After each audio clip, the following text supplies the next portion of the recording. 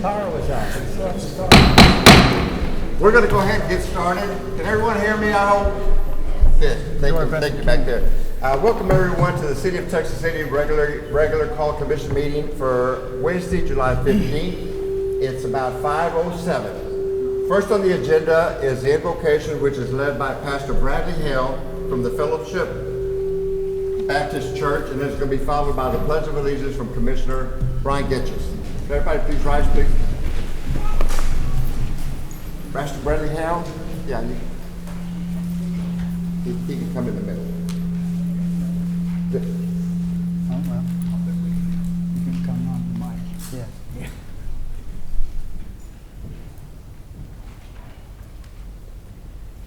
Pastor Hale, if you want to get in the middle so everybody can hear you, because that's not working. Thank you.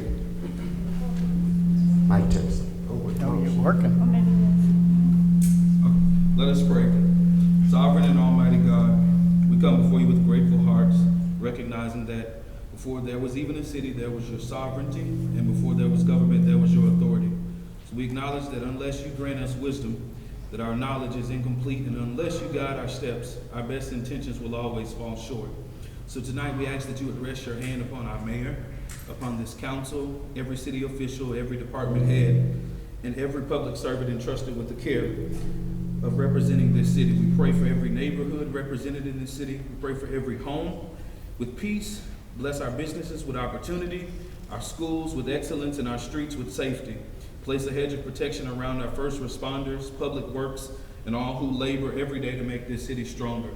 Make every decision made in this place reflect a desire to leave this city better than we found it. And when this meeting has ended, when the doors have closed, let the work accomplished here echo throughout the community with hope, with fairness, and progress. For we know that where your wisdom leads, peace will follow. We ask all these things in your holy and righteous name. Amen. Amen. Amen. Amen.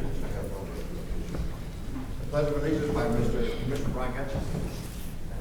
Pledge allegiance to the flag of the United States of America and to the republic for which it stands, one nation, under God, indivisible, with liberty and justice for all. Honor the Texas flag. I pledge allegiance to thee, Texas, one state, under God, one and indivisible. Is everyone please set? We're going to go ahead and do roll call. We're going to start with Commissioner District 1. Oh, Pastor Hill, you want to make announcements from your church, please? You okay? All right. Roll call, District 1. DeAndre Knoxville, District 1. Barbie Tucker, District 2. Brian Getches, Commissioner at Large. Edward Garza, Mayor. Wade Johnson, Commissioner at Large. Chris Sharp, District 3. Jason Delgado, District 4. Thank you. We have a full quorum. Before we get started, there was a glitch on the minutes on the City of Texas City agenda that was sent out and published. The comments, public comment section was inadvertently omitted. It was just an accident that happened. But we are going to do the comments as we approved at the last commission meeting, and those comments are going to go right before the consent agenda, right after the report section. So right after Memorial Public Library, right before the consent agenda, we'll have public comments, and we have 11 people that want to speak. So next on the agenda is proclamations and presentations. We have a couple of service awards. His hat. Oh, sir. Service awards and presentations. We have from, let's see, Public Works, Amanda Rubach, who's been here with us 10 years. Is she present? No, 10 years. Thank you for your service, Amanda. Connie Haley from the Municipal Court, 20 years of service. Is she here?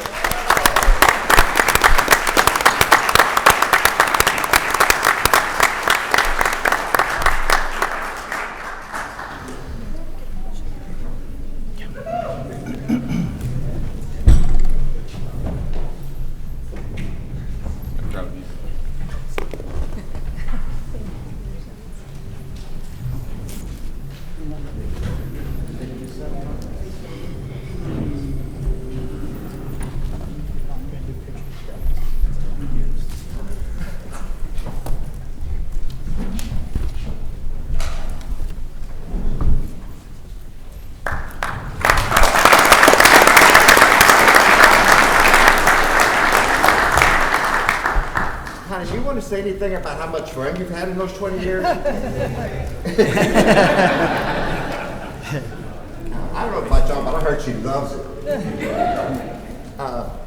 Next on the agenda, what does it say right there? Receive information for consideration regarding an appeal from the planning board denial of the Mr. Car Wash development plan. This is just a presentation, and it will start off with Mr. Kniper.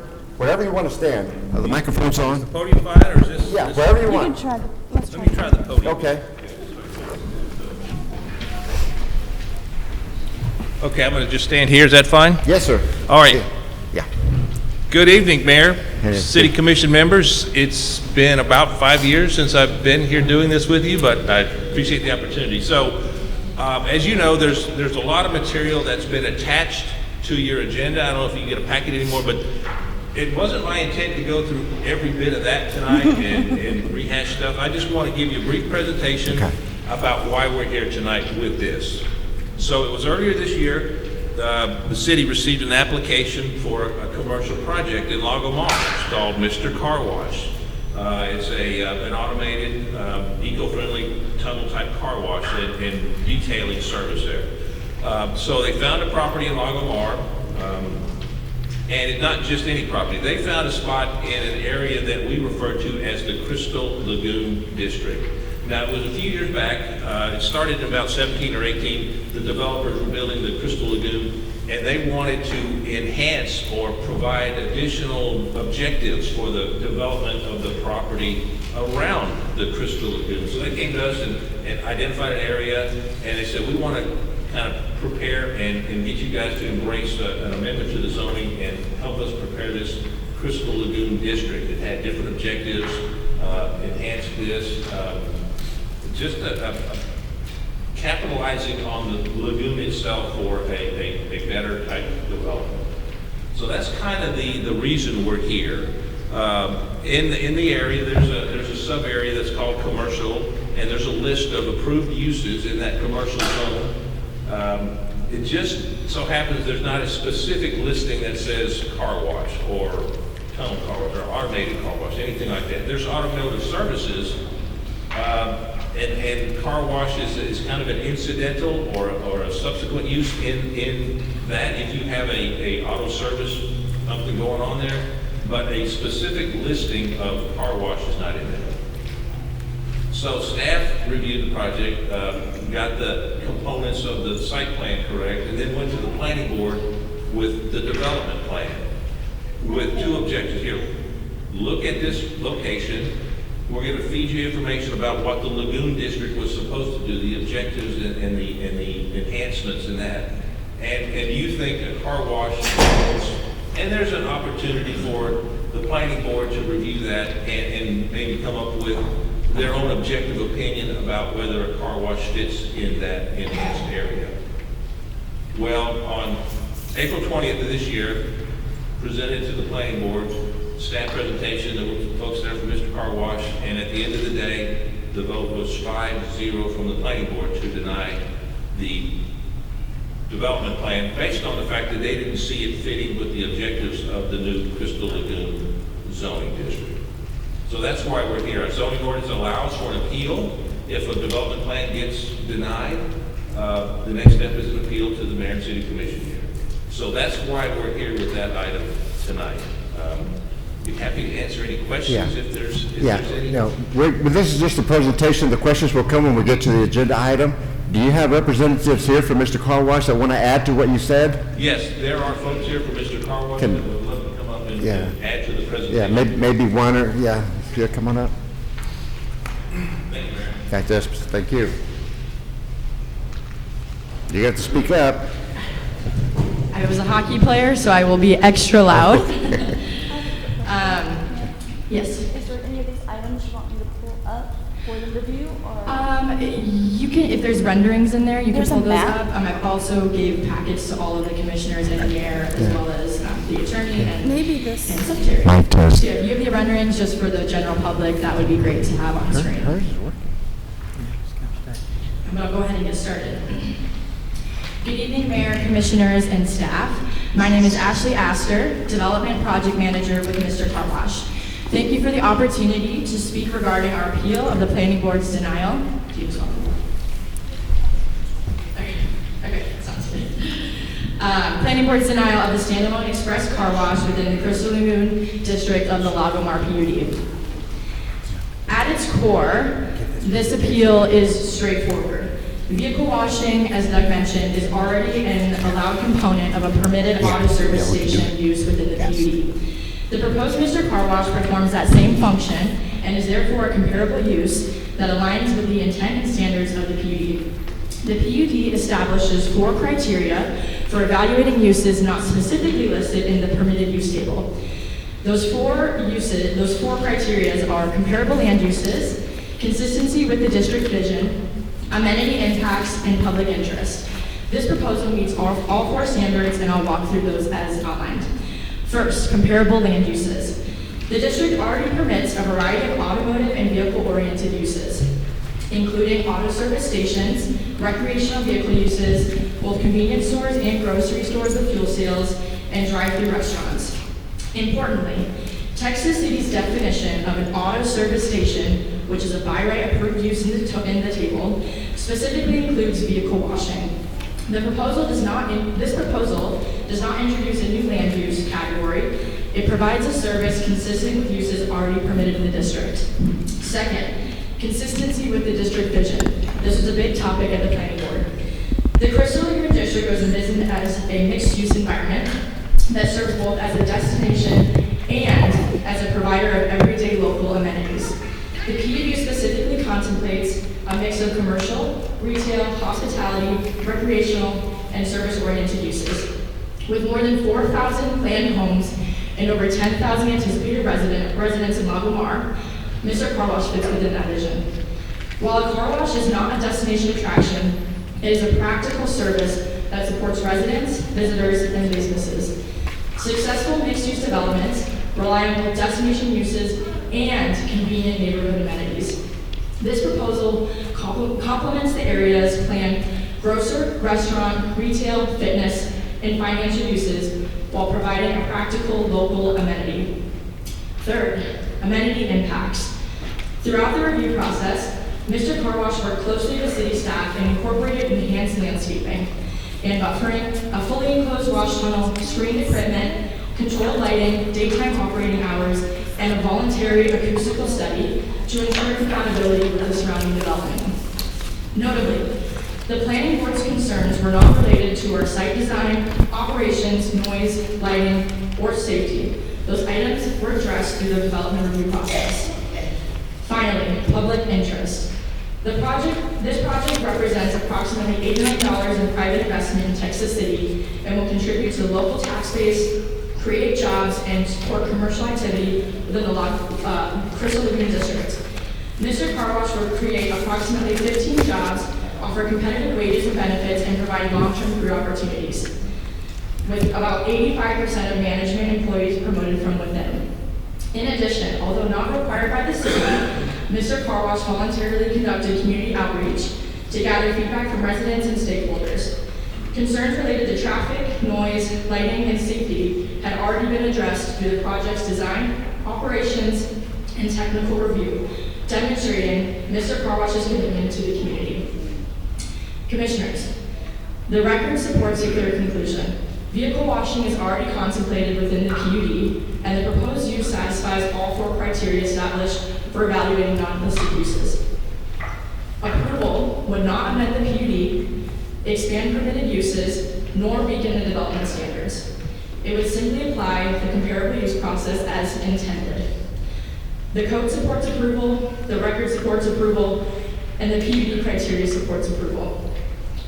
For these reasons, we request the City Commission overturn the Planning Board's denial and grant this appeal. I'm not sure if questions are now, but I'm here and available for them when the moment presents itself. Thank you guys for the opportunity to speak. Thank you.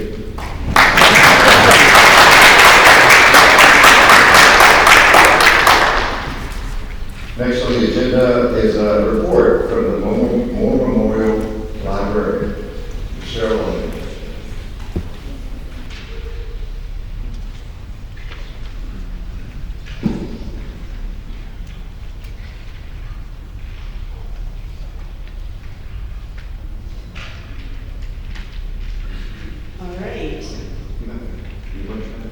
time? Yeah. Just take it off. You can hold it if you want. Okay. Good evening, Mayor, Commissioners, everyone else. My name is Cheryl Bowen. I am the Library Director here at War Memorial Public Library in Texas City.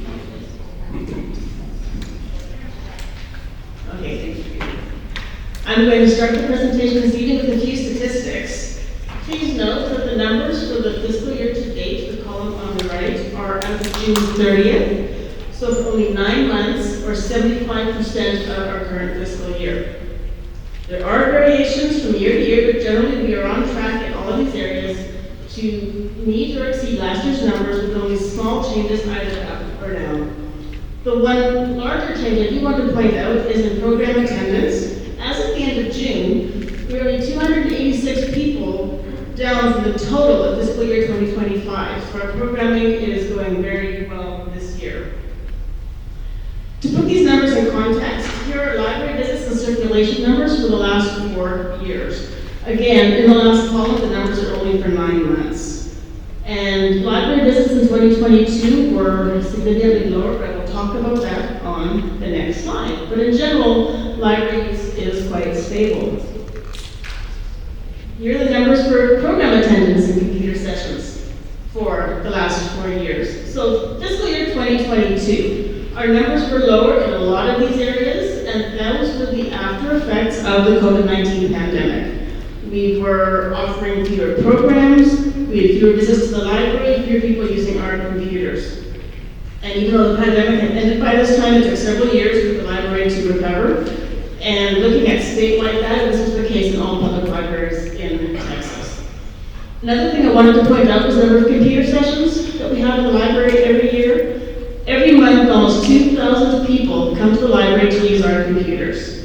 For many people, the only computer they have is their cell phone, and that just isn't enough for a lot of more complicated tasks. And there's also a lack of internet access at home for some people, and that's also a barrier. This chart shows some of the trends in collection development over the last few years. The actual number of printed materials that we checked out did not change that much between 2019 and 2025, but there were dramatic changes in other areas. In fiscal year 19, we checked out almost 48,000 DVDs, and in 2025 it was just over 16,000. That's a decrease of 66%, or 2/3. And I believe that can be attributed to the proliferation of streaming services that are available now that were not available back then. During the same time, e-book checkouts increased by 32%, and the audiobook checkouts increased by 450%. So this trend towards digital content is why we added digital magazines to our collection 2 years ago, which is right there on the second chart, but not the graph on the left. Summer is one of the busiest times in the library, especially with the children's department. Our summer kickoff took place on May 30th. We had 625 people in attendance, which was the highest attendance at a library event since I came here, and that's 10 years. And our attendance at all of our summer programs this year has been fantastic. Of course, an important part of the summer reading program is the reading. So readers of all ages, you can track their reading. They are able to earn prizes and entries into drawings or gift cards.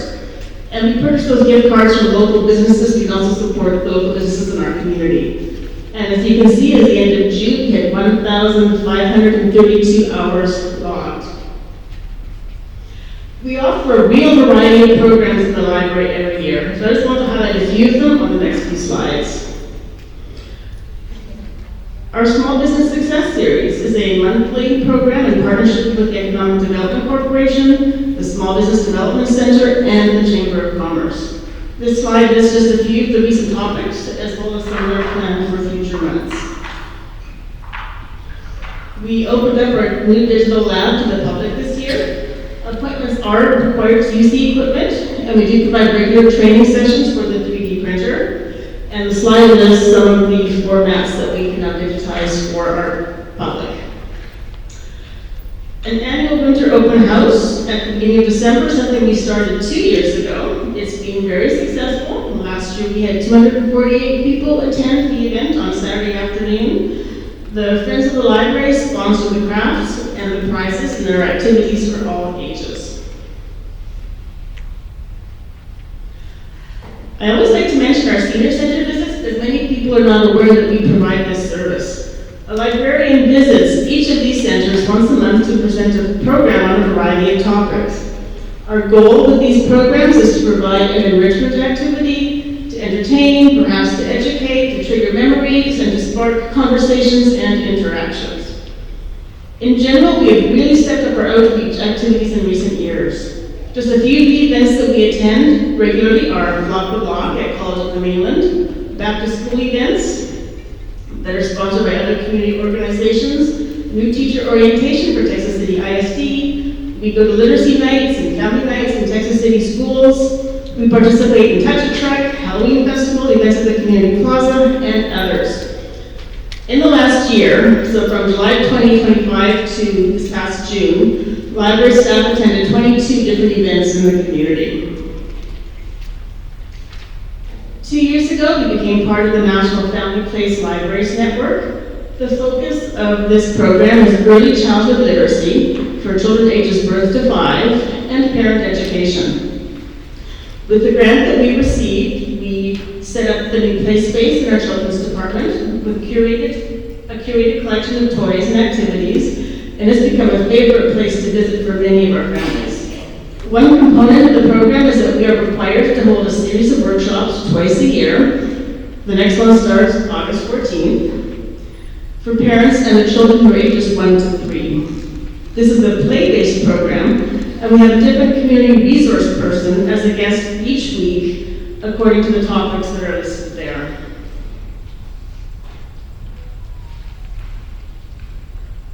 Okay, just a few more examples of some of the programs we've offered in the last year and organizations that we have worked with.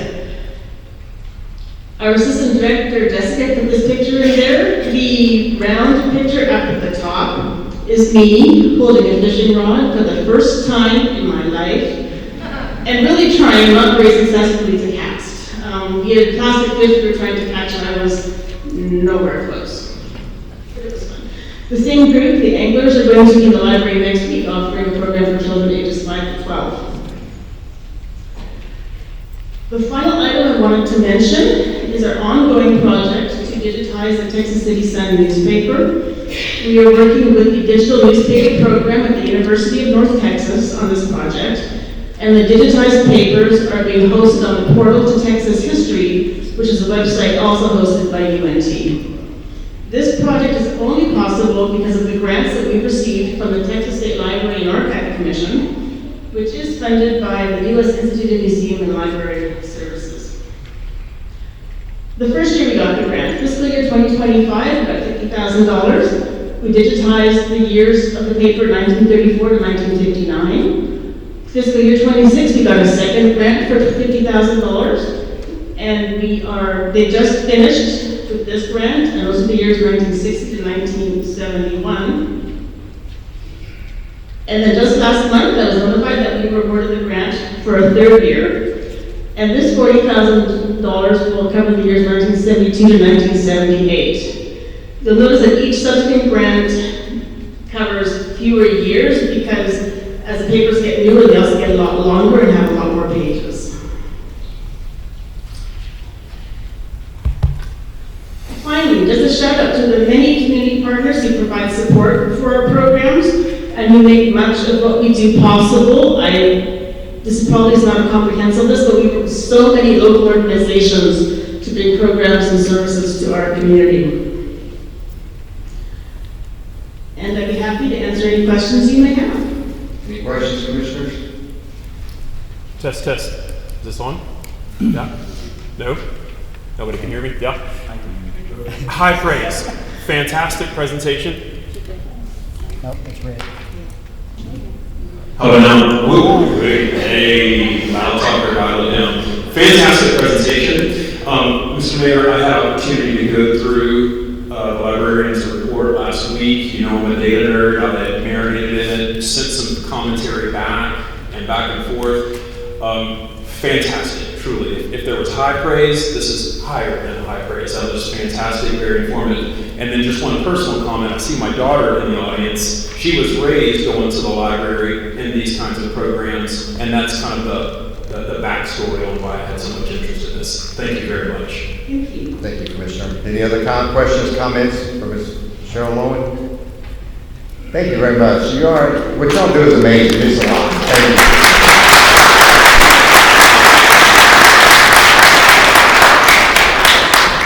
The next portion of the program is called public comments, but before I get started with that, I want to recognize the Mailer leadership group that's in the audience. If you were in a red shirt, how do you want to go? A Mailer leadership, please stand. Everyone recognize the leadership group here.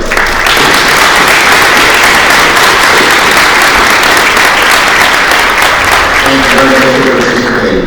Do we have their sponsor here, by the way? We don't have their sponsor here, I guess. Let's go to the public section. Public comments. The first person to speak, Mr. Joseph Laurie. 3 minutes. And the time ran. First thing I'd like to say is, got a lot, but only got 3 minutes. When the people fear the government, you have tyranny. When the government fears the people, you have liberty. A couple things I want to talk about, Chief. I submitted first of all, I met my grandma's funeral a couple years ago, maybe 2 years ago almost, and I got a call from employees that there's guys in bulletproof vests with guns walking through the property. No warrant, just walking through the property. Now, can a neighbor get permission to search your neighbor's property? The answer is no. It was an unlawful search of my property. Filed a police report. Lo and behold, under this administration previously, I'm sorry that you guys had so much to deal with from the previous administration. Sir, the police report was around again. I didn't take it. I did file another police report. But please do body cams. I'd love to have a meeting with you. And but the property was unlawfully entered. I'd also like to talk about blocking on social media. It's unlawful. It's a constitutional right violation. There's a ton of them, but I'm going to read Snyder versus Doe. Speech is powerful. It can stir people to action, move them to tears of both joy and sorrow, and as it can hear, inflict great pain. Free speech is free speech. It can be unwanted, it can be brash, it can be harsh. It is still lawful.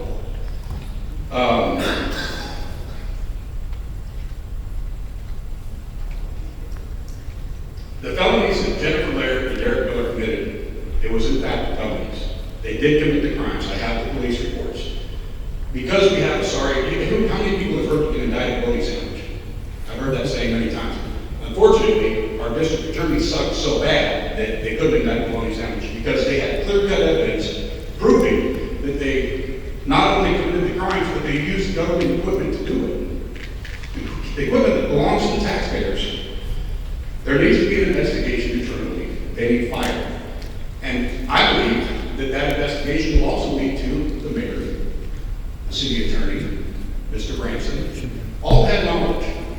And for them to block an investigation from law enforcement, they should have been arrested. And that's exactly what happened. I've been slow to release the reports, but I have them. I will make them available to the public. It's horrible what happened. But there needs to be an investigation. They need terminated. The people that are blocked on social media, it is unlawful. I'm asking for all the people that are blocked, please unblock them. And ironically, the person that does all the blocking wants to come and speak. I thought that was pretty funny. The very person that wants to block everybody on social media and all that wants to come up here and speak in front of everybody. It's just ironic. Mr. Laurie, thank you. Mr. Chris Walters.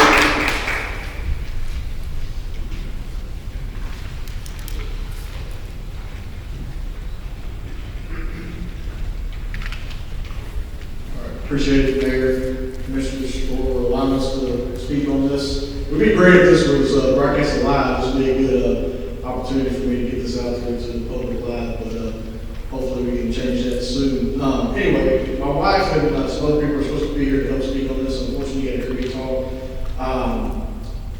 Over the last two and a half years, I'm going to try to speak fast. It's a lot of information. I've been working on a nonprofit organization here in Texas City. I recently was approved earlier this June as a government 501c3 company here in Texas City. Basically, the programs are going to be around domestic violence, homelessness here in Texas City, domestic violence, veterans, scholarship programs, things like that. The first program will have hopefully up and running 25% to 50% capacity. By the end of the year, will be a domestic violence home, shelter, in some sort of capacity. My wife has been working with the chief of police. Has been great on that. I've been in communication with the city, Commissioner Delgado. I appreciate that. Being in communication, and Mr. Tumbleson is here somewhere. Thank you for that. And the EDC on trying to utilize city facilities that are not being utilized, helping us use those facilities to help the citizens of Texas City until we can obtain our own houses for those particular programs. The first program, the foundation is called WB Legacy Foundation. The first program will be the WB Legacy Safe House. You can look that up on social media. I have business cards if you're interested. For my wife, unfortunately, she's ill and could not be here today. I'm the chairman and founder of the board. My wife is currently the secretary. She will be over that program, so she will be defunct from the board. She will run that program full time. If you're interested in learning anything about what we're trying to do, feel free to reach out. I'm always available. I've got 3 phones, so it's almost impossible not to get a hold of me. So if you'd like any information on what we're going to try to do, please reach out. It's going to be 100% publicly funded, so any help, anything you can do will be greatly appreciated. Right now, we're working on, we've been buying school supplies, getting kids back to schools, filling backpacks, just kind of get started, get the company rolling. We're working with local hotels to start working with the police as well if they get contacted by someone that's dealing with domestic violence to reach out to us, and we'll try to help them get housing for up to 30 days or more if possible.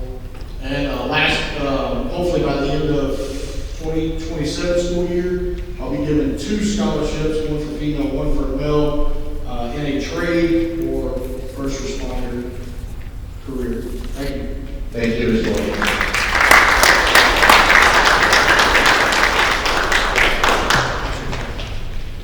Mr. Chris O'Reilly.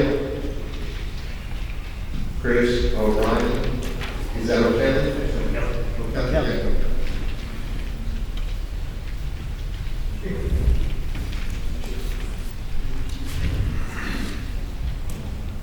I was hoping I could speak on when that item came. Would it help to do that instead of? Speak into the microphone. I was hoping I could speak on the item when it came instead of this. If that's possible. You want to speak on an agenda? Yeah, sure. But he wants to. He wants to do when we're during the talking time about of his agenda. He wants to talk while we're discussing that. Okay, yeah, that's fine. You don't have to do it. Thank you very much. Mr. Tim Cole.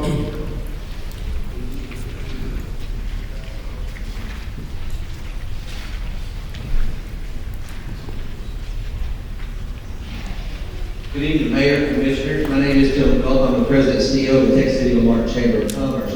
Thank you for the opportunity to speak in support of the proposed Mr. Car Wash at Lago Lamar. First, I want to recognize and thank the members of the Planning Board for the time and effort they devote to reviewing development proposals. Their recommendations are an important part of our development process. However, this commission is the final decision-making authority. And there are times when additional information and a broader perspective support a different conclusion. I believe this is one of those cases. The question before you is not whether the word standalone car wash appear on a list of permitted issues. The question is whether the proposed use is comparable to uses already allowed within the Lago Lamar PUD, and whether it advances the vision established for that district. The PUD clearly gives this commission the authority to approve unlisted uses when they are comparable in nature, consistent with the district's vision, compatible with surrounding development, and serve the public interest. Mr. Car Wash meets each of those standards. Texas City its own zoning regulations classify automobile washing as an automotive service. The Lagomar PUD already permits automotive service stations within the commercial sub-area 1, and Mr. Car Wash is simply a specialized automotive service focused exclusively on vehicle washing. In fact, it is a lower impact and cleaner use than a traditional gas station or full-service auto repair facility already permitted within the district. Beyond land use compatibility, this project represents a meaningful investment in our community. A typical Mr. Car Wash employs approximately 15 full-time and part-time team members. Part-time employees earn an average of $17.50 per hour, while full-time career opportunities range from approximately $35,000 annually for crew members to nearly $100,000 for general managers, with regional managers earning upwards to $200,000 annually. Employees receive competitive benefits, and 85% of management positions are filled through internal promotion, demonstrating a genuine commitment to workforce development and long-term career advancement. This project will create quality jobs, strengthen our local economy, expand our commercial tax base, provide a valued service to the residents, and encourage continued investment in one of the fastest growing areas in Texas City. For this reason, I respectfully ask you to reconsider Mr. Car Wash as a comparable automotive service use that is fully consistent with the intent and vision of the Lagomar PUD, and to overturn the Planning Board's recommendation. Thank you. Thank you.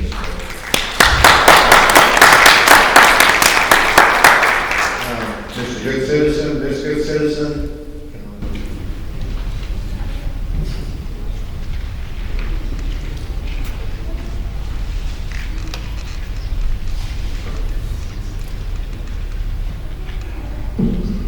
Hi there, good evening, Mayor and City Council. Can you put your hands, please? Thank you. Good evening, Mayor and City Council. Thank you for allowing me to speak tonight. My first concern is officers working off-duty jobs while not wearing city-issued taxpayer-funded uniforms. I haven't run across this issue yet, but in neighboring city I have. I believe this could create confusion for the public and potentially expose the city to unnecessary legal liability. I ask the council to review the policy and ensure that off-duty officers performing law enforcement functions are easily identifiable and follow constant standards.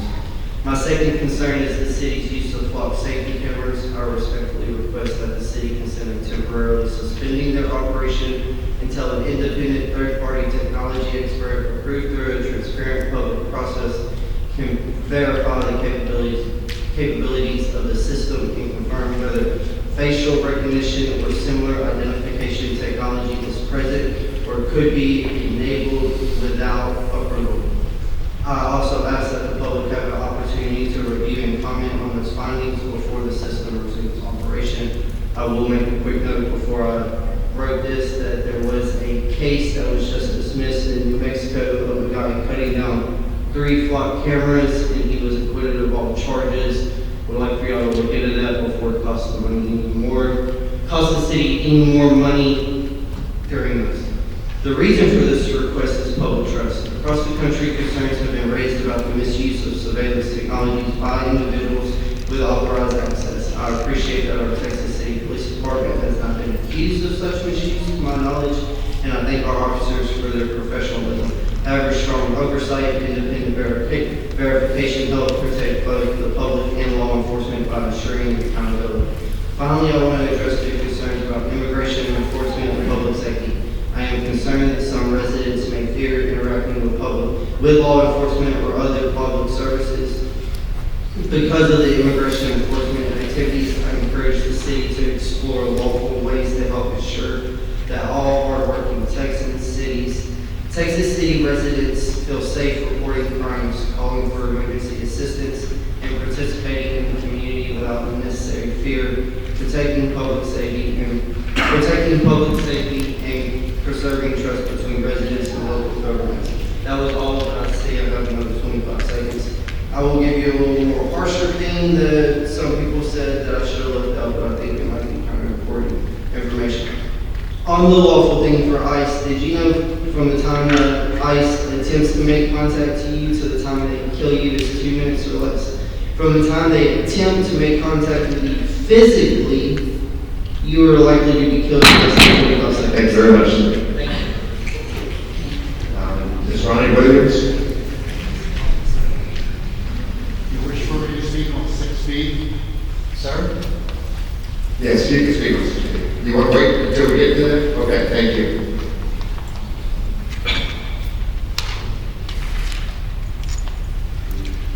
Drew from Dickinson.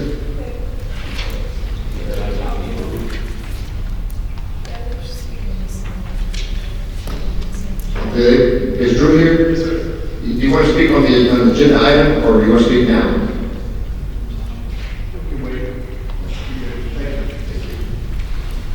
Jose Boyce, Mr. Boyce.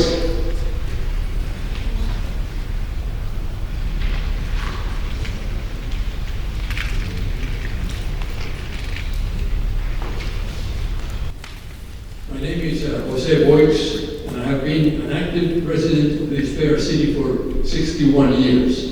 Thank you, Mayor Abel and Commissioners, for allowing me to share 3 comments that I have. These are, the first one, the glitches found in today's posted agenda regarding the lack of public comments and the minutes of the July 1st meeting errors. That's the first comment. These glitches prompted me to request that the Commission review, correct, revise, and enforce City of Texas City Ordinance number 2038 regarding something called Scrivener's errors.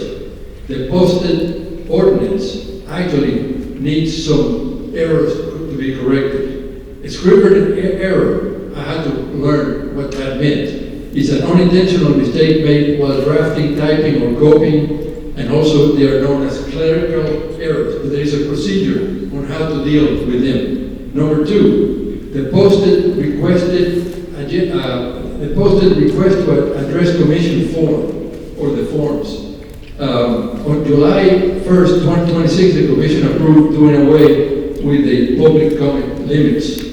And as such, the request to address the Commission form was edited. But now, when you go to the website, you have 2 forms. One published in 2025, January 22 of 25, and the other one posted July 10, 26. It's confusing. I think when you make something like that, it should be edited. And in addition to that, to follow established practices, I suggest the Commission actually delete the thing and put the date in which the form was actually done.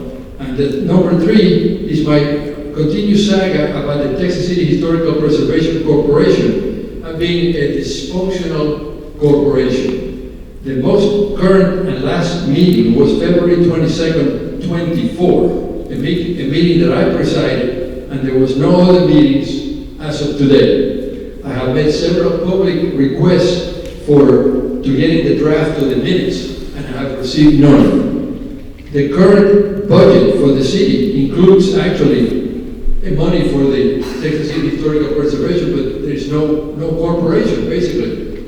And then, according to the charter, we have to have meetings every year, or at least quarterly, and they have to have minutes provided to the Commission. And finally, during the meeting of 10/15/25, the Commission approved the resolution amending the Historical Preservation Commission bylaws, and that's not right, because the article of the amendments of the Texas City Historical Preservation specifically said that those bylaws cannot be done by you. Thank you, Mr. Woods.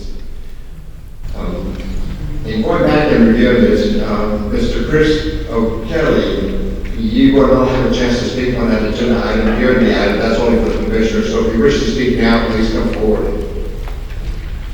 And the same applies to Ronnie Williams, and the same applies to Drew.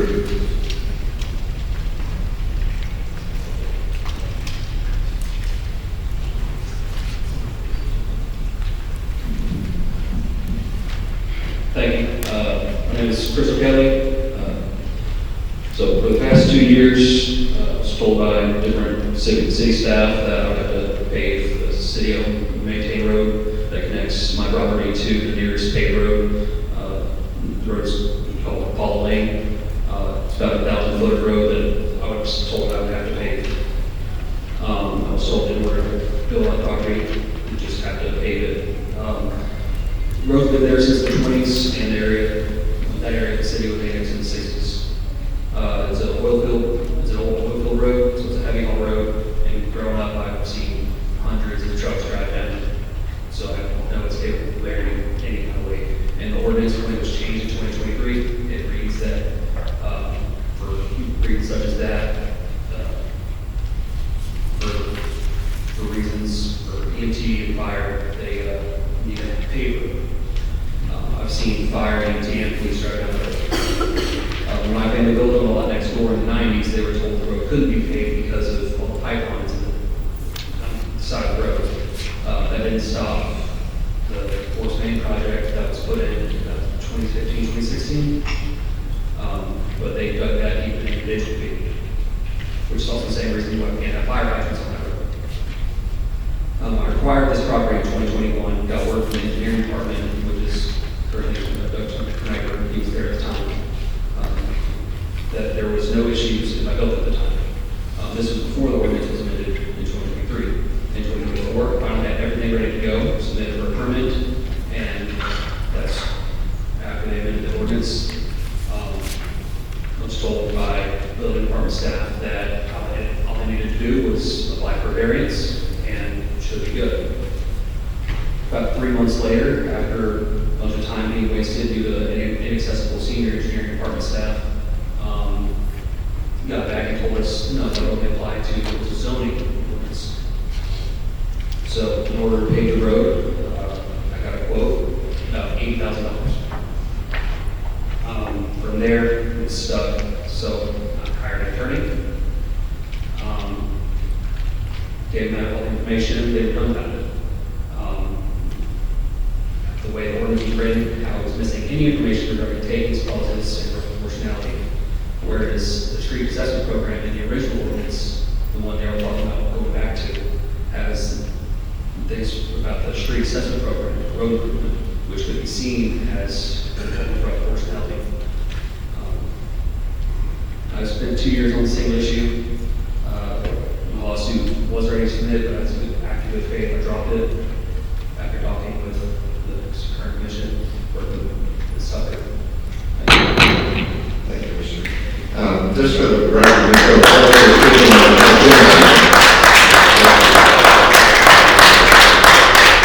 Ronnie Williams, thank you.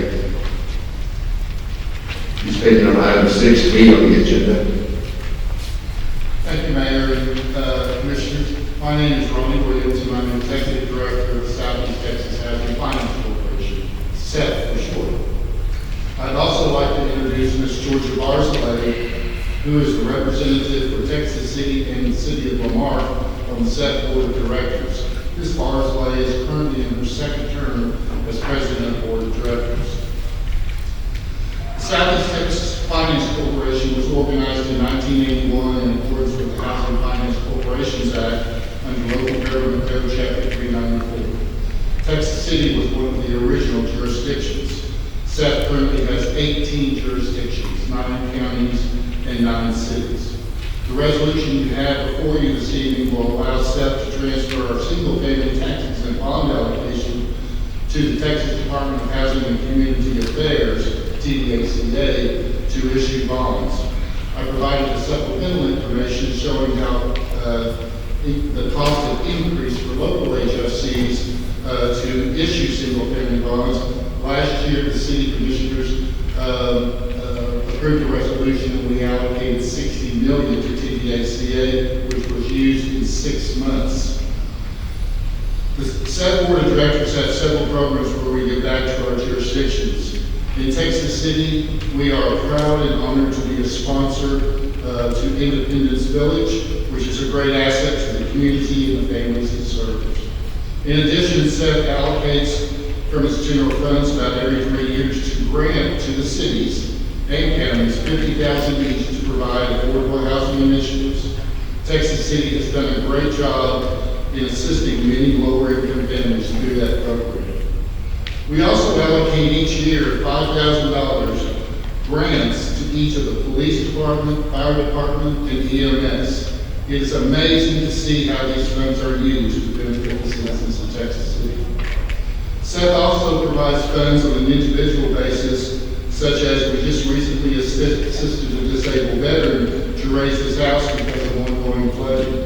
We also provided a new roof and flooring for an elderly woman who had no means of repairing her home.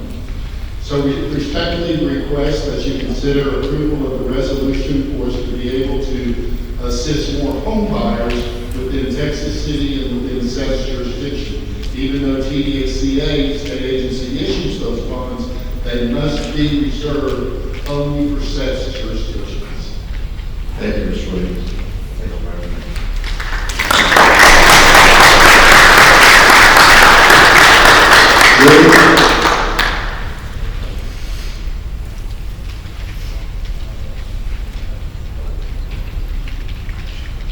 Hi there, my name is Drew Golan. It's a privilege to speak to you, thank you for that. I'm here to talk about Ordinance 23. Ordinance 23, it states that if something happens to my home, some kind of catastrophic damage, fire, flood, or hurricanes every day, whatever during this time of year, that to be able to rebuild, I have to get a certificate of occupancy from the city, but I first have to build a road in front of my home. And we have a nice road as it is. I mean, we can take care of the road. We bring a dump truck down once a year, put rocks and gravel, and pay people to smooth it out, make it nice. My wife and I would take care of that house. I just don't understand how I could possibly afford a $500,000 road to move back into my home. And what a great burden that would be, trying to deal with the insurance companies, trying to get my money to build the home, and then having to find somebody to build a road to move back into my home. So I'm asking this ordinance just to change the language and put it back to where we all have the right, as you all do, to live in your homes, we pay our taxes, and that's just it. I find it very weird that would be something that someone would expect a homeowner to do, to build a road. To do that. So that's all I have to say. I would appreciate it to take the language and put it back to where it was. So we don't have to do that. And we like our home. My wife and I were married in that home. It's a home. So I appreciate it speaking. Thank you, sir.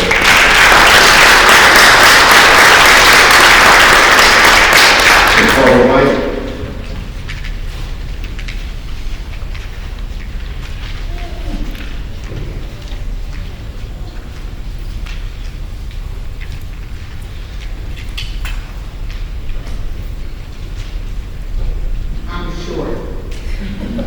Mayor, Commissioners, thank you for allowing me to address you today. I have my usual announcements. I'm collecting children's clothing, hygiene items, new tennis shoes, and now I'm asking you to sign up for the Rotary Club of Texas City Walk in Alzheimer's on Saturday, October the 10th, in front of the Locker Middle School gym at 9 a.m.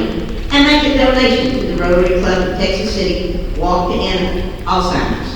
Equally important, you ran on a campaign of transparency, and I want to ask you to do just that. Get to the bottom of the city's problems and make the changes that are necessary. Hire those who will do their jobs in the best interest of our city and work to ensure that these problems don't happen in the future. Most importantly, tell the city's citizens what you intend to do, reveal how you're going to do it, and then just do it. Lastly, please live stream these meetings so that those who cannot attend see you in action. Thank you very much.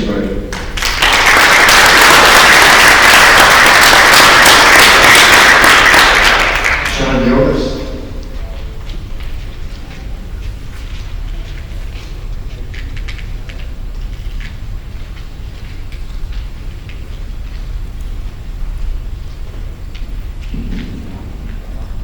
Good evening. Thank you for the opportunity to speak tonight. My name is Sean, and I'm a resident of Lago Mar.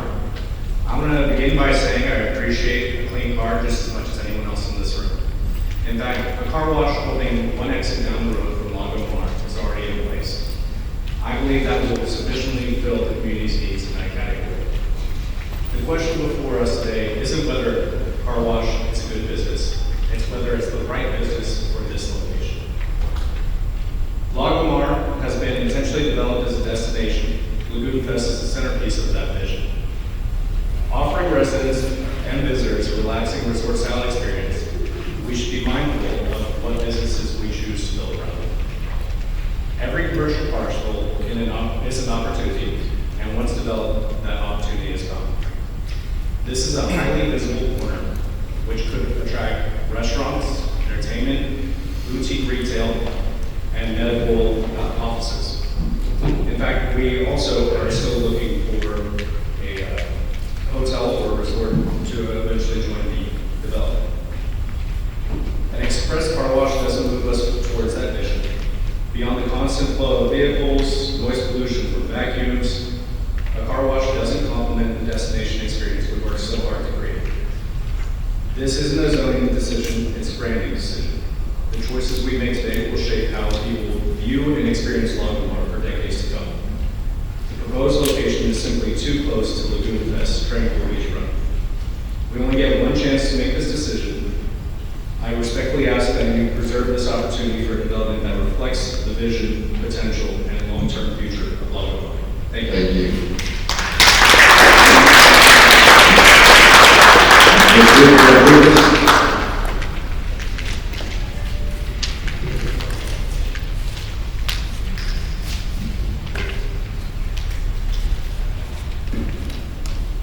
Good afternoon, Mayor, City Commissioners, and my fellow Texas City residents. I forgot my glasses, so thank God, 'cause I can't see anybody. But anyhow, first I want to thank God, and also want to say how grateful I am that public comments are once again part of the City Commission agenda. Having the opportunity for citizens to speak and to be heard is a very important part of our community. For those who may not know me, my name is Reba Rodriguez. My husband and I are local business owners here in Texas City. And we are thankful to call this community our home. Today, I would like to speak in support of the live stream for city commission meetings, like how they do at other places. So for instance, and this is why I write stuff down, because I go everywhere else. I forgot my glasses. Now I can't see, like if I'm working out. And I do that on purpose, because I don't want to, have to talk forever to talk to people. But anyways, for instance, like that, like there's people that just cannot make it. And look, we're already after 6 o'clock. There's people that have things that they gotta do, like Bible study or something like that. But anyhow, so I believe that our city can invest, if they can invest over $50 million in the city hall, we should also be willing to invest in making our meetings accessible to every resident through a live stream. Through our businesses, we interact with hundreds of Texas City residents every week, like Facebook. We have 900 people walking there. Like literally. So I talk to people all day long. One concern we hear over and over again is that many people generally want to stay informed and participate in local government, but they simply cannot attend the meetings in person. Many residents work until 6 p.m. or later, while our meetings begin at 5 p.m., making it nearly impossible for them to attend. We also have many elderly and disabled residents who want to know what's happening in the city, but they face health challenges, mobile issues, or whatever, transportation. Live streaming these meetings would allow working families, senior veterans, people with disabilities, and anyone who cannot physically attend to stay informed about the decisions being made for our community. It would promote transparency, encourage civic engagement, and help strengthen the connection between our city government and its residents. This isn't about politics, it's about making sure every citizen has an opportunity to see what is happening in their local government, regardless of their work schedule or physical abilities. Thank you all for taking the time to listen to my thoughts and concerns and me talking so much. I sincerely pray that City Commission will approve live streaming these meetings so every Texas City resident has the opportunity to stay informed and engaged. God bless each of y'all and God bless us. Thank you.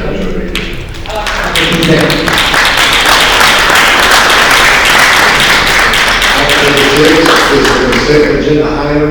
Commissioners, you have items A through F on the consent agenda. What is your pleasure? Motion to approve item A through F. I second that motion. There's a motion, Commissioner Shaw, and a second by Commissioner Tucker. Any discussion?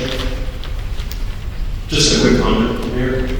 I had an opportunity to meet with Ron Williams, speak with his staff about SEF. It was, there was a lot there. It's a fantastic program, and I asked that Ron please do speak to the engagement with Independence Village. Many of us have been touched by that organization personally. My father-in-law lived there with his dementia. The other points that Ron brought out about grants to support first responders and organizations is just a fantastic organization. I just wanted to draw the attention of the other commissioners that just awareness. I was not aware of this program. Thank you, Mayor. Thank you. Any other discussion? There's a motion and a second, and no further discussion. All in favor say aye. To approve consent items A through F. Aye. Any opposed? Consent items A through F are approved unanimously. Thank you. Item number 7 is regular items. Item 0. Consider take action on ordinance number 2026-25, amending ordinance number 2023-43, section 1, subsection 90-012, use of unimproved, unopened right-of-way, submitted by Commissioner Bobby Tucker and Commissioner Fisher. Is there anyone that's going to speak on this behalf of the city? Mr. Please, thank you.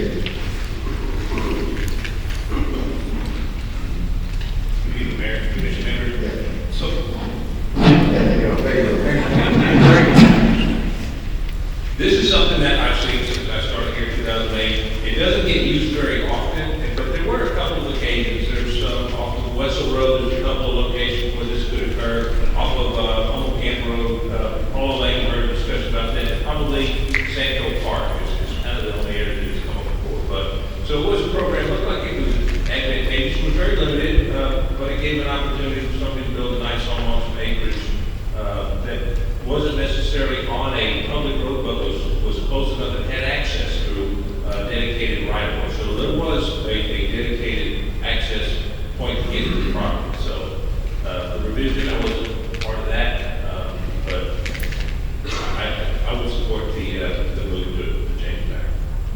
You would be in favor of it? Any other questions for Mr. Kniper?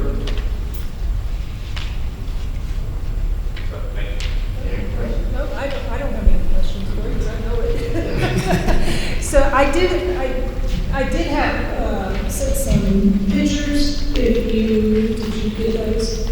What? I sent them to Rory, I'm not sure. See if it's under there. I sent them to you. That's just a regular request.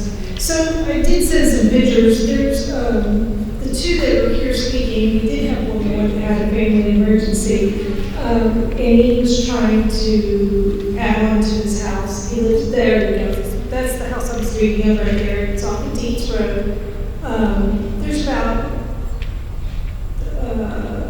200 yards there that he would have to build a road to his house just to add a addition to his home, which is a huge expense when you look at it. And if you zoom out on that Humble Camp Road area, you know, these are just 3 examples, but there's many more that live out there, that if a hurricane came through and they had to get an occupancy permit, they wouldn't be able to get occupancy permits without building those roads. And that was the concern that we had. Any other discussion? Ms. Sniper, by approving this right-of-way, this unimproved, unopened right-of-way, all we're doing is approving it to be, the right-of-way to be opened. What is this? No, we're making a motion now. We're making a motion. We want to bring it back to the original. Okay. And the original was if there were 5 or more. We're restoring the ordinance the way that it was. Okay. So it used to be, it was 5 or over had to build the road. They all came together, split the cost.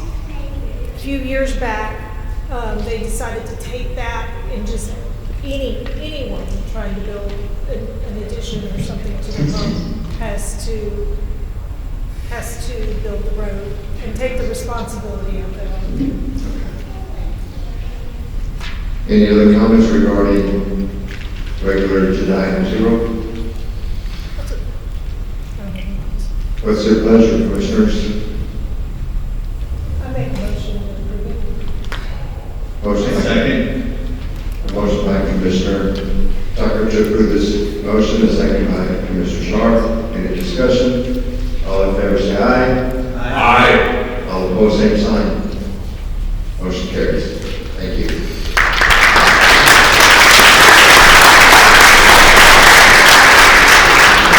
The last agenda item, consider take action on resolution number 2026-079, determining whether to affirm or reverse the planning board's decision on the development plan for Mr. Car Wash.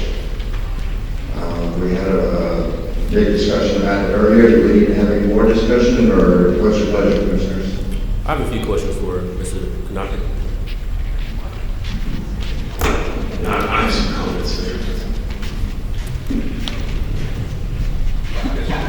Yes, sir. Just in your professional opinion, with the planning board voting 5-0, what are your thoughts on the standalone car wash, even though it's not specified in the plan under automotive services? Do you believe that the PUD intentions would be in line with that development or not in line with it? That's a very good question, and it's kind of tricky. So it's not kind of right one way or the other. And that community was a very tough decision for the planning board when they reviewed that and made that decision. Because the folks that I know that have been in business finances, as I got, so that was a tough decision. So whether it belongs, doesn't belong, it's up in the air, sir. I really. Well, what I mean is the intention, not necessarily it belongs or doesn't, but the intention of what PUD was intending to say, does that fall in line? I know they mentioned that it's the category of automotive services, but it doesn't specify as standalone. So I'm asking, does the intention of the PUD, would the intention of the PUD fall in line with this version of automotive service? You back away from the use part of it, just look at what you're going to see, what people are going to see. I think it's going to be an attractive site. There's all kind of demand for landscape to be on part of the property, masonry to the side, hide it mechanically, look as best you can. The vacuum is going to be tough, but that's really, I think, what the PUD, what the water wash is trying to do, a very attractive appearance, and I think this project will achieve that. To answer your question, not answer too much. Okay, I was just trying to see because the language says one thing, but the intentions could be another. And you've been here for a few years to speak, so I just want to see what your professional opinion about that would be, considering that the planning board voted 5-0. We've also had residents here who have spoken out against it. And one point that the resident did mention was that if this is built, it could potentially, stir away with other possibilities of development that be there because the car wash is not here. So those were kind of my thoughts and concerns, whether this would deter other potential developments where there has already been denied. Any thoughts on that? Again, I really can't get too deeply involved. I mean, we presented to the planning board, and they are intelligent folks. They came up with their own independent judgment and vote on that. So, with automotive services, does a NTV fall under that category? NTV, Firestone? Probably, yeah. Those, yeah, stuff like that. Yeah, it wouldn't be tearing apart cars and replacing vendors or axles or stuff like that. Yeah, just or battery tires.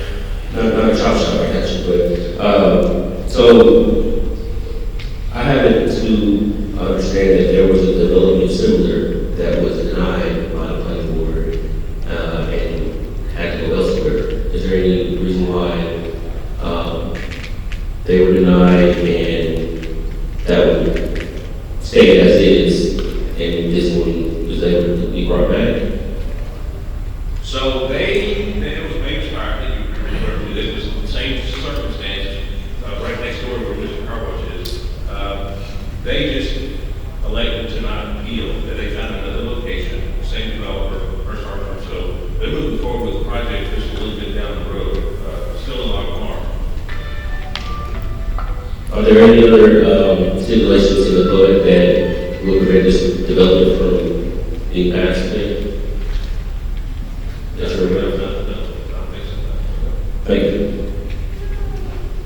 Any other questions? Yeah, I have some comments on this, Mr. Mayor, thank you. I have a pretty different perspective on this. I put a handout in all of your chairs and also in the chairs of the public. If you turn to that page 2, it's a couple of very quick comments. There's a pie chart there in the upper right-hand corner, and what that is trying to say is when you look at the 25-26 budget for the city of Texas City, 80% of the money comes from two pots, and they're both tax-driven. Because of the incredibly reckless decisions of the previous administration in obligating us to a massive increase in debt, so if you turn to the next page where it says clearly a 571% increase in per capita debt for every citizen in the city, then the lifeblood of the city, the future revenue streams that are coming from all this growth, have already been obligated to pay for this debt for a vanity project of the previous administration. So now if I connect the dots back to this particular development, if I could turn your attention back to page 2, in the 60 days since I've been elected, I have spoken to 8 different developers who have been turned down for one obscure reason or another. So what we are doing by inventing these different processes is we are cutting off our future revenue streams that we need to fund this city. That's where the money comes from, to give our staff raises, to give them bonuses, to fix streets, to fix Goddard Park, all of these things that the public would like to see us do, and we don't have the money for it. So the last point is, I've read the PUD. I've spent hours in this issue. I've met with the landowners. Because of the limitations of the PUD, because of exclusivity deals done for HEB and Buc-ee's, there's actually only a few very narrow things that they can do with that land, and this is one of them. Thank you, Mr. Mayor. Thank you.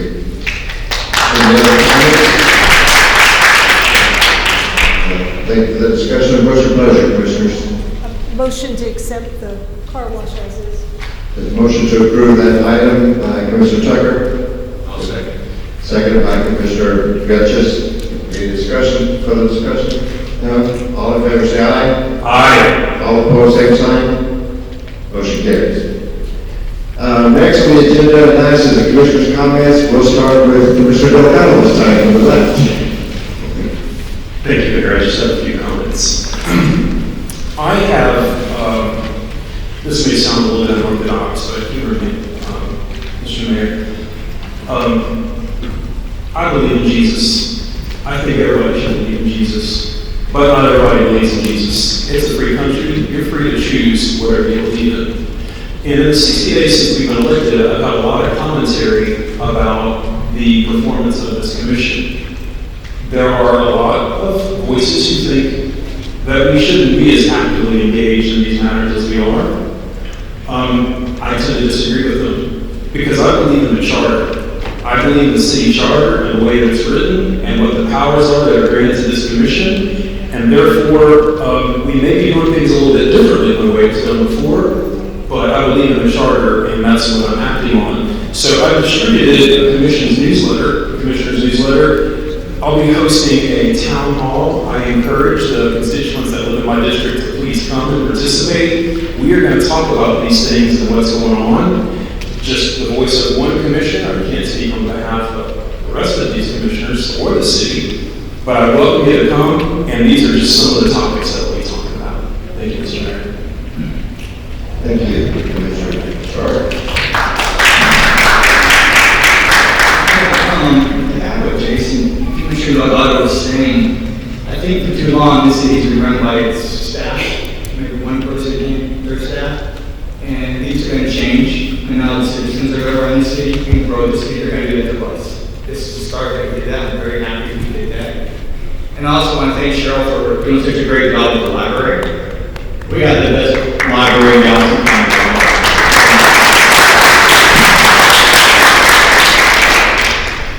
The thing I'd like to address is we want to talk about live streaming our city council meetings. Several of us commissioners have approached people about why can't we do that. I've been given several excuses from it costs too much to the technology is just not available to us.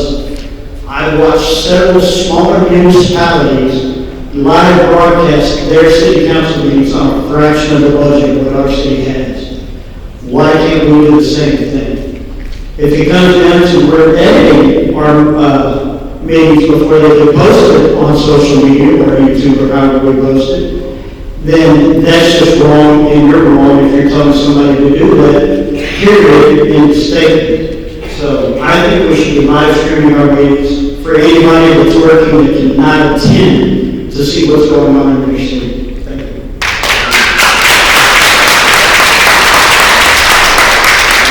Thank you very much.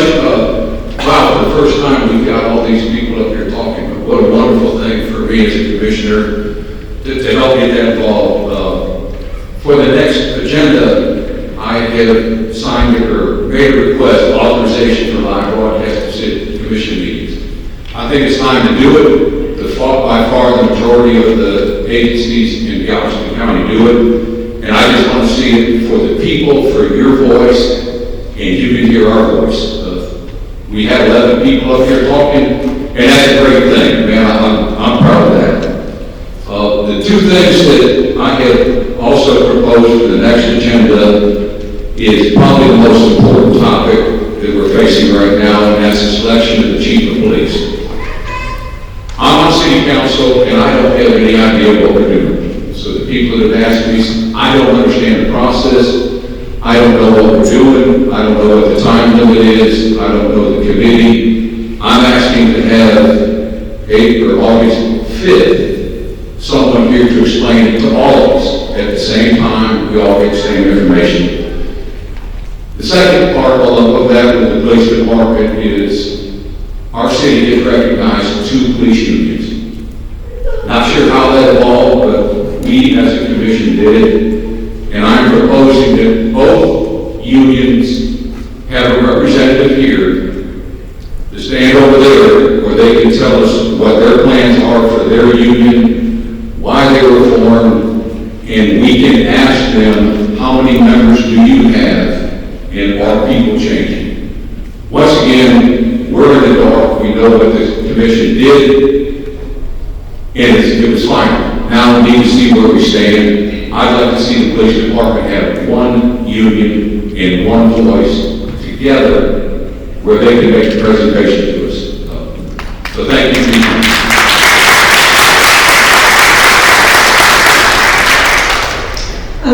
I'm Harvey, and I'm excited to see that Texas City is moving into the direction of trying to get businesses back, trying to get our residents here to be, our city to be more resident friendly.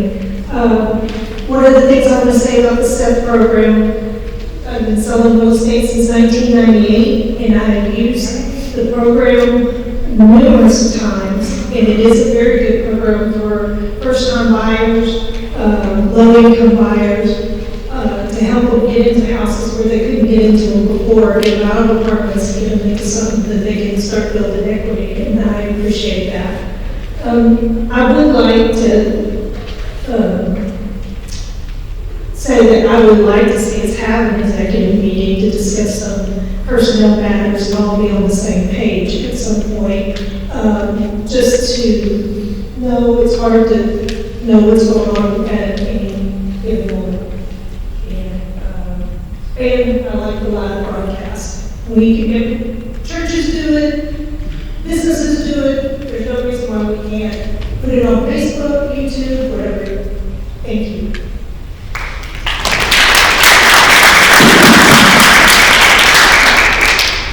I'd like to just say thank you to the Fire Marshal Department for all the help they've given me. We had a resident in my district that had an overgrown lot.